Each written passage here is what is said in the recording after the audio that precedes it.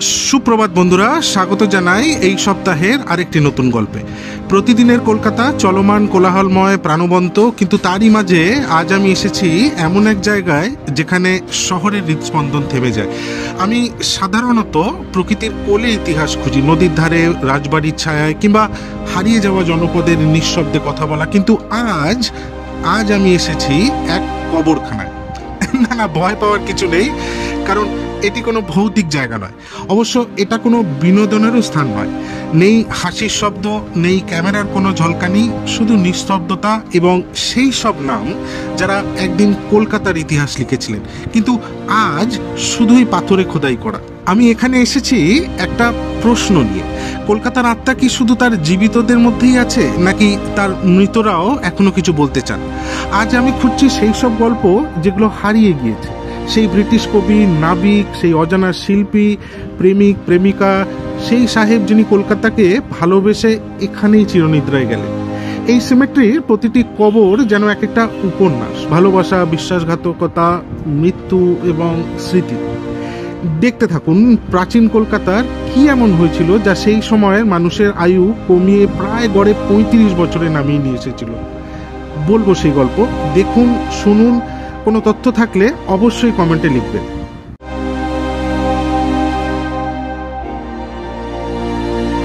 আজ আমাদের গন্তব্যস্থান সাউথ পার্ক স্ট্রিট সিমেট্রি, অর্থাৎ পার্ক স্ট্রিট কবরস্থান। দুদিক দিয়ে যাওয়া যায়। এক ধর্মতলার ঠিক পাশেই পার্ক স্ট্রিট মোড়, সেটা দিয়ে সোজা চলে যাবেন পার্ক হোটেল, ফ্লুরিস পার করে Xavier's college, assembly of god church এর পাশেই পড়বে এই জায়গাটি। আরেকটি উপায় হলো শিয়ালদা রুটে মৌলারির চার মাথার মোড়, সেটা দিয়ে 2 মিনিটে বার্জার হাউস, তার ঠিক উল্টো দিকেই এই কবরস্থানটি। পৌঁছালাম সিমেট্রির মেইন গেটে। 52 মাদার ট্রিজা সরণি, অর্থাৎ কলকাতার park street. South park street কবরস্থানের পরিকল্পনা 8টি সেক্টরে বিভক্ত। সেক্টর 1 থেকে 4 কবরস্থানের মূল চিহ্ন নির্ধারণ করে, আর সেক্টর 5 থেকে 8 কবরস্থান সম্প্রসারণের পরে পরবর্তী কবরগুলিতে অবস্থিত। প্রবেশ মূল্য 25 টাকা জনপ্রতি। ঢুকেই প্রথমে এই ল্যান্ডস্কেপটা দেখতে পাবেন। আমরা একদম সোজা পিছনের দিকে এগোলাম, সেখান থেকে দেখতে দেখতে সামনের দিকে আসবো। আচ্ছা, আপনাদের ইতিহাসটা সংক্ষেপে বলি, তার সাথে ব্যাকগ্রাউন্ডে পুরো পরিবেশটার একটা স্ন্যাপশট দেখায়। আপনাদের এই জায়গাটি সম্বন্ধে একটা ধারণা হবে। তারপরে এক এক করে কিছু নামী সমাধিস্থল দেখাবো। পূর্বে গ্রেট ইস্টার্ন সমাধিস্থল নামে পরিচিত সাউথ পার্ক স্ট্রিট সমাধিস্থলটি 1767 সালে খোলা হয়েছিল। এখানেই কলকাতার প্রতিষ্ঠাতা জব চার্নক, যার মৃত্যু হয়েছিল 1693 সালে, তিনি এবং তার উত্তরসূরিদের সমাধিস্থ করা হয়েছিল। এটি সেই আমলের বৃহত্তম কবরস্থানগুলির মধ্যে একটি, এবং বর্তমানে কলকাতার অনেক পর্যটন কেন্দ্রের মধ্যেও পড়ে। 8 একর শান্ত এবং সবুজে মোড়া এই সমাধিস্থলে 1600 জনেরও বেশি ব্রিটিশ পুরুষ, মহিলা এবং শিশুর দেহাবশেষ রয়েছে। সমাধিক্ষেত্রে ঘুরে বেড়ানো এবং সমাধিস্তম্ভগুলি পড়ার সময় স্পষ্ট হয়ে ওঠে যে ভারতে ইউরোপীয়দের জীবনকাল প্রায় স্বল্পস্থায়ী ছিল। সেই সময় কলকাতার একজন ইউরোপীয়র গড় আয়ু ছিল পুরুষদের জন্য 30 বছর এবং মহিলাদের জন্য 25 বছর। কলকাতা ছিল ম্যালেরিয়া জনিত জলাভূমি, এবং সে যুগে গ্রীষ্মমণ্ডলীয় রোগ, দুর্বল স্বাস্থ্যবিধি এবং নিম্নমানের খাদ্যাভ্যাস সম্পর্কে কোনো ধারণাই ছিল না পাশ্চাত্যের মানুষের। মৃত্যুর হার ছিল আশ্চর্যজনকভাবে বেশি। বর্ষাকাল বিশেষভাবে খারাপ ছিল, এবং প্রতি বছর বর্ষাকালের শেষে জীবিতরা নাকি ঈশ্বরকে ধন্যবাদ জানাতে ভোজ সভারও নাকি আয়োজন করতেন। এই বিশেষ জায়গাটি কিছু উল্লেখযোগ্য ব্যক্তিত্বদের শেষ সমাধিস্থল, এবং এখানে বহু ধরনের সমাধি, সমাধিস্তম্ভ এবং সমাধিসৌধ রয়েছে। এখানকার স্থাপত্য সেই সময় ইউরোপের মহিমা এবং এই দূরবর্তী এবং বিদেশি ভূমিতে অভিযাত্রীদের সাথে থাকা ধ্রুপদিতার প্রতি তাদের ভালোবাসার কথা স্মরণ করে দেয়। এখানকার সমাহিতদের স্মৃতিকে মহিমান্বিত করার জন্য মনোরম রোমান গম্বুজ, স্তম্ভ, ওবেলিঙ্ক এবং গ্রিক কলস তৈরি করা হয়েছিল। কিন্তু প্রশ্ন জাগে, কেন এত বিশাল স্মৃতিস্তম্ভ প্রায়শই অখ্যাত ব্যক্তিদের সমাধির ওপরে? একটি সম্ভাব্য ব্যাখ্যা হলো জলাভূমিতে সমাহিত মৃতদেহ থেকে রোগ ছড়িয়ে পড়ার আশঙ্কা। বিশাল সমাধিকে হয়তো সম্ভাব্য রোগ থেকে আটকে রাখার জন্য একটি উপায় হিসেবে দেখা হতো। তবে আমার মনে হয় অহংকারও কিন্তু একটা বড় ভূমিকা পালন করে, এবং ভারতে এই ধরনের বিশাল সমাধি নির্মাণ সেই সময় অত্যন্ত সহজলভ্য ছিল। আচ্ছা, এইবার ফেরা যাক সমাধি ক্রিয়া বা তার প্রসেসটা কিরকম ছিল। এখানে সাধারণত রাতের অন্ধকারে সমাধিস্থ করা হতো। মৃত ব্যক্তিদের বন্ধুদের কাঁধে বহন করা কফিন এবং তার সাথে মশাল ব্যবহার করা হতো। সমাহিত ব্যক্তিদের অনেকেই ব্রিটিশ ইন্ডিয়া কোম্পানির সাথে যুক্ত ছিলেন, তাই প্রায়শই সামরিক অন্ত্যেষ্টিক্রিয়ার মতোই জাঁকজমকপূর্ণ অনুষ্ঠান হতো। একটি উল্লেখযোগ্য বিষয় হলো, এই কবরস্থানে কোথাও খ্রিস্ট ধর্মের কোনো প্রতীক নেই কোনো কুরুশ, কাঁদতে কাঁদতে ফেরেশতা ইত্যাদি। এর জন্যে কোনো সমসাময়িক ব্যাখ্যা নেই, যদিও 1800 শতকে ইউরোপীয় চিন্তাভাবনায় আধিপত্য বিস্তারকারী জ্ঞানার্জনের যুগই হয়তো এর কারণ হতে পারে। প্রথম সমাধিটি ছিল 1767 সালের 25শে অগস্ট কাস্টমস হাউসের একজন লেখক মিস্টার জন উডের। তার কবর এখন হারিয়ে গেছে, কারণ পশ্চিমাঞ্চলীয় সংযোগস্থলের সময় এই জায়গাটিকে সমতল করা হয়েছিল। আরেকটি ব্যাপার হলো, যদিও প্রবেশপথের একটি ফলকে লেখা আছে যে 1790 সালে কবরস্থানটি বন্ধ করে দেওয়া হয়েছিল, তারপরেও কিন্তু দীর্ঘদিন ধরে কবর দেওয়া অব্যাহত ছিল।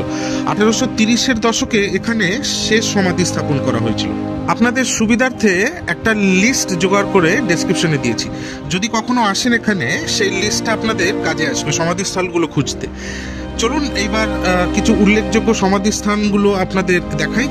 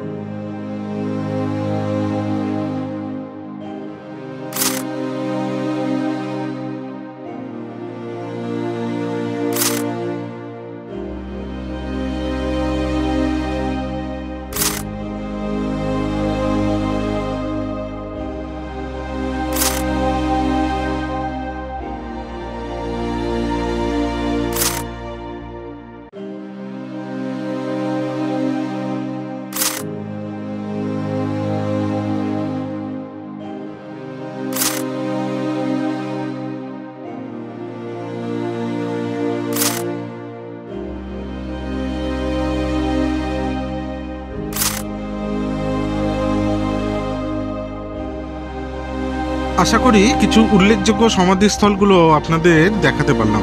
এইগুলো দেখে যদি আপনারা এই জায়গাতে আসেন, খুব সহজেই খুঁজে বার করতে পারবেন সমাধিস্থলগুলো। এইবার একটা বিতর্কিত বিষয়, সাউথ পার্ক স্ট্রিট কবরস্থান কি সত্যিই ভুতুড়ে? সাউথ পার্ক স্ট্রিট কবরস্থানে এমন অনেক লোক আছেন যাদের ভৌতিক গল্প আছে। অনেকে এখানে সমাহিত মানুষের ভূতকে দোষারোপ করেন, এমনকি এটিকে কলকাতার সবচেয়ে ভুতুড়ে স্থান বলেও অনেক জায়গায় উল্লেখ করা হয়েছে। কেউ কেউ দাবি করেন যে এই কবরস্থানে যাওয়ার সময় তারা নাকি অজ্ঞান হয়ে পড়েছিলেন বা হঠাৎ খুব অসুস্থ বোধ করেছিলেন।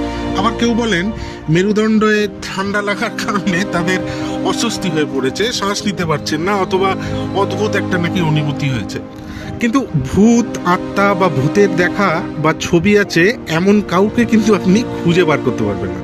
একটা মানুষও নেই যে আপনাকে কোনো অথেন্টিক কোনো প্রুফ দেখাতে পারবে। আমি নিশ্চিত আপনি যে ভূত সম্বলিত ভিডিওগুলো দেখেছেন, যেটা দেখে হয়তো আপনাদের কিছুটা উৎসাহ আসতে পারে, কিন্তু আসলে এগুলো কেবলই ক্লিকবেট। তবে এই জায়গাটি কিন্তু ভুতুড়ে নয়। আমি এই পুরো জায়গাটায় ঘুরে দেখেছি এবং জায়গাটি অত্যন্ত শান্ত পেয়েছি। আমার একমাত্র কষ্টকর অনুভূতি হলো সমাধি ফলকগুলো পড়া এবং এখানে এত লোকের মৃত্যু এত অল্প বয়সে হয়েছে সেটা জানতে পারা, এবং তার মধ্যে অনেকেই শিশু ছিল। যাই হোক, অনুরোধ রইল সময় পেলে একবার ঘুরে যাবেন এই ঐতিহাসিক জায়গাটি। কথা দিলাম আপনাদের ভালো লাগবে। এই পর্বটি আজ এখানেই শেষ করলাম। ভালো থাকবেন, সুস্থ থাকবেন, দেখা হবে আবার পরের সপ্তাহের গল্পে।